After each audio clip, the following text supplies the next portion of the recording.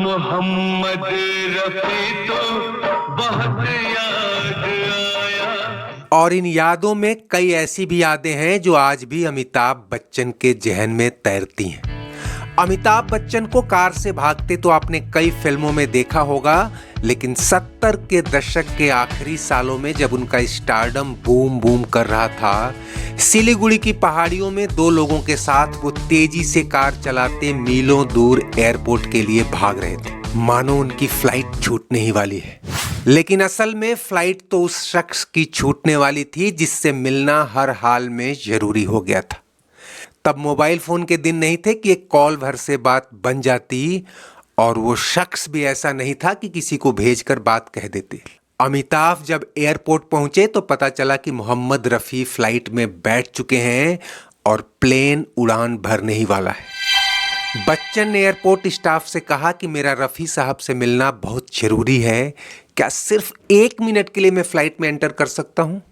Staff ने हाथ खड़े कर दिए। सर, ये तो पॉसिबल नहीं है।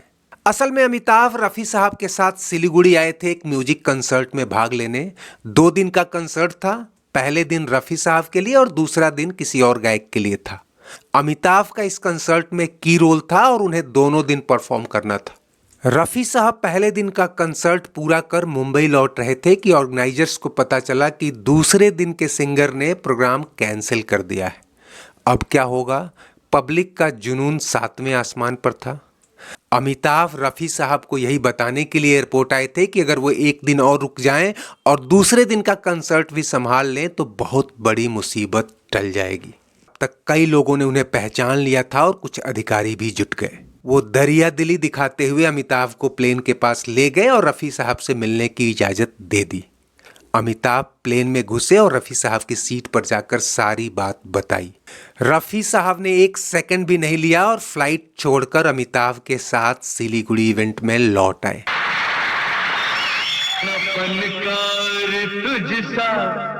दोस्तों, खुद अमिताभ बच्चन ने एक टीवी इंटरव्यू में एक किस्सा बयां किया था जिससे पता चलता है कि दोनों हस्तियां एक दूसरे का कितना सम्मान करती थी। और इन्हीं किस्सों के मार्फत आज हम आपके लिए खास वीडियो लेकर आए हैं, क्योंकि आज महान गायक मोहम्मद रफ़ी की 100वीं वर्षगांठ है। मोहम्मद रफ़ी तो बहुत याद आया। दोस्तों, इसमें कोई शक नहीं कि सही मायनों में किशोर कुमार ही अमिताभ बच्चन की आवाज रहे। उन्होंने अमिताभ के लिए जो 131 गाने गाए थे उनमें से ज्यादातर सुपरहिट हुए। लेकिन ऐसा भी नहीं कि सुपरस्टार की सारी चमक एक ही गायक की बख्शी हुई है। मोहम्मद रफ़ी ने भी अमिताभ के लिए उनके करियर के शुरू से अंतिम सांस तक गाना गाया, लेकिन जितना गाया वो सब हिट हुआ। आज हम आपको यादों के इन्हीं झरोखों से अमिताभ पर फिल्माए गए मोहम्मद रफ़ी के 10 गानों को भी याद करेंगे। लेकिन उससे पहले सुनिए एक और किस्सा जिससे इन दोनों के लिए आपके दिल में सम्मान बढ़ जाएगा।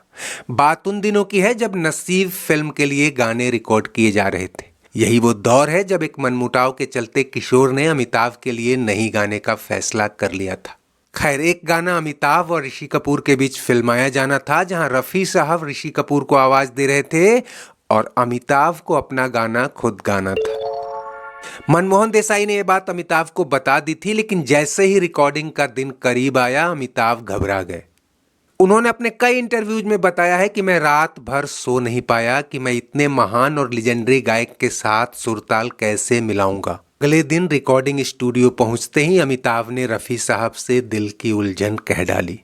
रफ़ी साहब मुस्कुराए और बोले, मैं महान गायक हो सकता हूं, लेकिन एक्टिंग की दुनिया में आप भी मेरे लिए महान हैं। मैं तो आपका फैन हूं। फिर क्या था, अमिताभ का कॉन्फिडेंस लेवल थोड़ा हाई हुआ और ये कल्ट सॉन्ग तैयार हुआ। चल मेरे भाई तेरे हाथ जोड़ता हूँ तेरे पाँव पड़ता हूँ। तो बात अमिताभ पर फिल्माए गए रफ़ी साहब के गानों की हुई है, तो सबसे पहला गाना साल 1972 में आई फिल्म एक नज़र का था। पत्ता पत्ता बूटा बूटा। साल 1973 में आई फिल्म अभिमान के इस गाने को एस.टी. बर्मन ने तैयार किया था किशोर कुमार के लिए, लेकिन इसे रफ़ी साहब की आवाज में ही अमर होना लिखा था। रे आए हाय तेरी बिंदिया रे। 1976 में फिल्म अदालत का ये गाना भी आपको याद होगा। गुलशन बावरा ने लिखा था और कल्याण जी आनंद जी ने इसे संगीत दिया था। तुमसे दूर रह के 1978 में आई फिल्म कस्मे वादे में एस.डी. बर्मन के संगीत और गुलशन बावरा के गीत को रफी साहब ने ही आवाज दी थी। मिले जो कड़ी कड़ी एक जंजीर बने प्यार के रंग। उसी साल फिल्म गंगा की सौगंध का ये गाना भी रफी साहब की आवाज में अमिताभ पर फिल्माया गया था। देखो सपने सजे ढोल ताशे बजे 1979 में नटवरलाल के इस गाने को लिखा था आनंद बख्शी ने और संगीत दिया था लक्ष्मीकांत प्यारेलाल ने। ऊंची ऊंची बातों से किसी का पेट भरता नहीं। और उस साल की टॉप ग्रॉसर फिल्म सुहाग के इस गाने को कौन भुला सकता है दोस्तों। तब अमिताभ का स्टारडम ही नहीं, रेखा के साथ उनके प्यार की कहानियां भी शबाब पर थीं और उस पर से इस अल्हड़ गीत ने धूम मचा दी थी। बरसती तू होने को आई रे। 1980 में दोस्ताना फिल्म के इस गाने में आनंद बख्शी और लक्ष्मीकांत प्यारेलाल के संगीत पर रफी साहब की आवाज आज भी लोगों के दिलों पर राज करती है। मेरे दोस्त किस्सा ये क्या हो गया। वैसे तो रफी साहब 31 जुलाई 1980 को ये दुनिया छोड़कर चले गए, लेकिन अमिताभ के लिए भी 2 और गाने छोड़ गए थे। उनमें से एक नसीब फिल्म का ये गाना है जिसमें उस दौर की सभी बड़ी फिल्मी हस्तियां दिखी थी।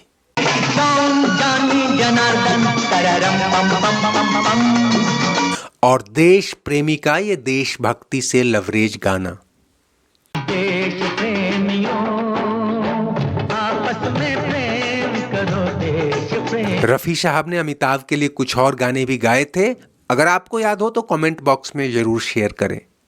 साल 1990 में सनी देओल और संजय दत्त की फिल्म क्रोध के बीच में अमिताभ ने एक कैमियो रोल में आकर जिस तरीके से रफी साहब को याद किया, वो भी बॉलीवुड की रफी साहब को दी गई एक यादगार श्रद्धांजलि मानी जाती है। मोहम्मद रफी तो बहुत याद आया। आज जब पूरा देश उनकी 100वीं वर्षगांठ मना रहा है तो आपको ये भी बताते चलें कि रफी साहब का जन्म 24 दिसंबर 1924 को वेस्ट पंजाब के कोटला सुल्तान सिंह गांव में हुआ था। बचपन आर्थिक संघर्षों में गुजरा और छोटे मोटे काम भी किए। 20 साल की उम्र में हिंदी फिल्मों में किस्मत आजमाने के लिए मुंबई पहुंचे। 1945 में फिल्म गांव की गोरी में उन्होंने पहला हिंदी गाना गाया और इसके बाद उन्होंने पीछे मुड़कर नहीं देखा। 1950 से 1970 के बीच वो हिंदी सिनेमा के सर्वमान्य और सर्वसम्मानित गायक थे। उनकी खूबी ये थी कि वो एक्टर को देखकर उसकी पर्सनैलिटी के मुताबिक गा सकते थे। कई भाषाओं में उन्होंने 26,000 से भी ज्यादा गाने और सैकड़ों पुरस्कार व सम्मान हासिल किए। न फनकार तुझसा तेरे बाद आया। दोस्तों उम्मीद है आपको ये वीडियो पसंद आया होगा। चलते चलते इसे लाइक, शेयर और सब्सक्राइब कर लीजिए और कमेंट बॉक्स में अपनी राय जरूर दीजिए। शुक्रिया, नमस्ते, आभार। मोहम्मद रफी तो बहुत याद